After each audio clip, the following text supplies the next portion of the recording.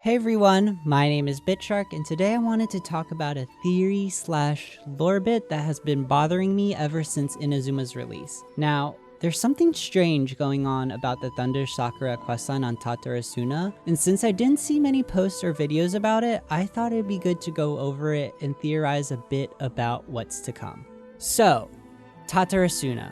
Probably my most hated island amongst the islands released so far in Inazuma. But despite my dislike for it, the Tatara Tales questline, it may hold one of the biggest secrets of Inazuma. In the questline Sakura Arborism, we're introduced to the Shrine Maiden Miyuki, who informs us that she was sent to cleanse the abnormalities that were found on the various Thunder Sakuras scattered around Kanazuka. During the questline, Miyuki mentions that the Thunder Sakuras are being used to suppress the one who lies beneath, which totally isn't ominous. But anyways, that got me thinking about what exactly does she mean by the one who lies beneath. At first, I thought it would be revealed during the questline, which totally makes sense, but all we really do is fight some Fatui, treasure hoarders, awaken an electro hypostasis, and that's pretty much it. None of these elements in the questline really involve going underground or building upon whatever is lying beneath Kanazuka. So that got me thinking a bit more. My first thought was that maybe this had to do with Orobashi, the giant serpent that was killed by the shogun hundreds of years earlier. After all, it doesn't seem completely out of character that some group like the Fatui would seek to revive the beast. But Miyuki says something in the dialogue that sort of refutes the idea that it's related to Orobashi. She says, quote, "This is Kanazuka, where neither the Inazuman faith nor Sangonomiya's has any influence." End quote. From this, it would seem that whatever is being contained has some sort of independence from the religious systems within the region. But if this is the case, what could Miyuki possibly be referring to? Well, the question for us is not so much about what lies beneath, but who. In the various trailers for the Raiden Shogun, we come across a curious character, the Oni, named Chiyo. According to the lore entry for the Mask of the Kijin, Chiyo was once an ally and friend of the Shogun who fought with her against the abyssal creatures that emerged during the Cataclysm. In one of their many battles, Chiyo was swallowed whole by a beast with a tiger's body and a serpent's tail. While she was eventually able to break free out of the monster's stomach, Chiyo came out corrupted by the creature's blood. She eventually betrays the Shogun, and in the battle that ensues gets her sword arm and one horn chopped off. Mortally wounded by the Shogun, Chiyo flees, never to be seen again. And though her fate is unknown, many have speculated that she was killed in the wilderness in her weakened state. However, I personally don't think this is the case.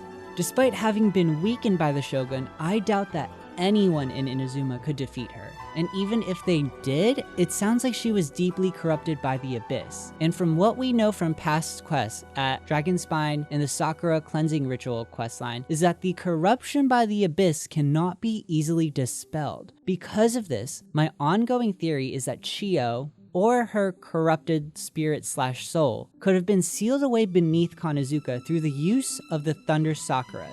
As to who sealed Chiyo away, it's hard to say. But I believe Yae might actually know more than she's let on, especially considering she was the one who sent Miyuki to Kanazuka in the first place. That, and she has quite the record for dropping lore bombs on us. Either way, it's clear that there's still a lot more to be learned about Chiyo and the corruption from the Abyss in Inazuma.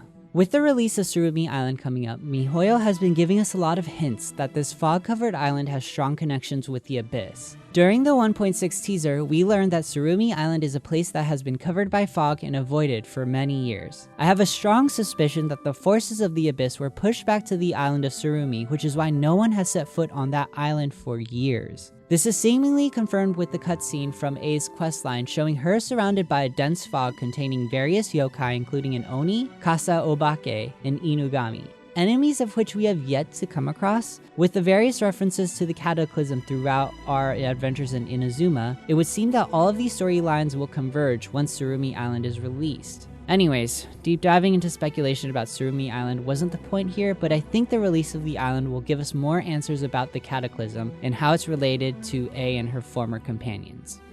Generally speaking, this is how I see the whole story playing out. First, we start off with exploring Surumi Island, maybe to pursue Scaramouche or confront some sort of abyssal energy on the island. While we're there, we find out that the corrupted Chiyo has been sealed away beneath Kanazuka. It's at this point we team up with either Yae or A to cleanse the corruption from Chiyo. And just a side note here, I think this would be a great way to tie in some character development for A, as I see her suffering from survivor's guilt, and I think being able to confront Chiyo and cleanse her of her corruption will provide A with the closure that she so desperately needs from losing her loved ones. Anyways, once we defeat Chiyo, we finally see Inazuma freed from the abyssal corruption that's been haunting them ever since the Cataclysm. And I think this would be the perfect way to end the traveler's time in Inazuma and sets us up for the next chapter in Sumeru. In any case, that's my 2 cents about what's going on here. Maybe I'm just completely wrong and maybe Chiyo is just on Surumi Island. Either way, I think it'd be cool to see her as a weekly boss, kind of like Aisha. I'm curious to know what you guys think. Do you think it was Chiyo that was sealed away by the Thunder Sakuras, or is it completely something else? What are your theories about the one who lies beneath? I hope you guys enjoyed this video. If you did, please feel free to leave a comment down below with your own theories. And if you like this video, give it a thumbs up and subscribe to my channel. I also stream on Twitch occasionally, so feel free to check me out there. And I will see you guys another day. Bye!